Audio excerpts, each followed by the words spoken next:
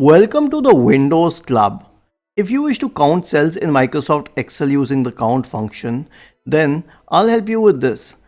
I have created an Excel sheet for you and it has a set of data like the list of names of 5 students, their percentage say in one exam and the percentage in the other exam.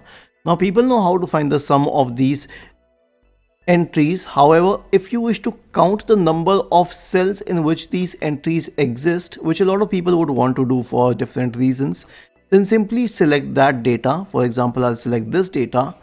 Then I'll click on the downward pointing arrow associated with AutoSum, and this is in the Home tab. I won't click on AutoSum or it will give me the sum, but I'll click on the downward pointing arrow associated with it. Then click on Count Numbers, and immediately you'll get the number of cells in the next cell, which is 5 here. But if I wish to obtain the reply in a different cell, let us say here, then I can use the formula mentioned in this article. I'll have to scroll down a little, which is the count function. So I'll paste it here and then I'll change the values. For example, it's from C3 to C8. Then hit enter. You get the answer as 5, which is same as before. However, imagine if I need to find the data, the number of cells for countless entities. I can do that by adding a comma after each of these rows of cells. For example, if I need to find the number of cells for this data as well as the first 3, then I'll copy and paste the formula here.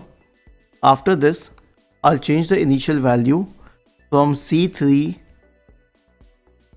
to C8, then from E3 to E5, and I'll hit enter. How many entries are there? 8. Let us count them manually. 5 plus 3. So this answer is correct. Isn't this easy and interesting?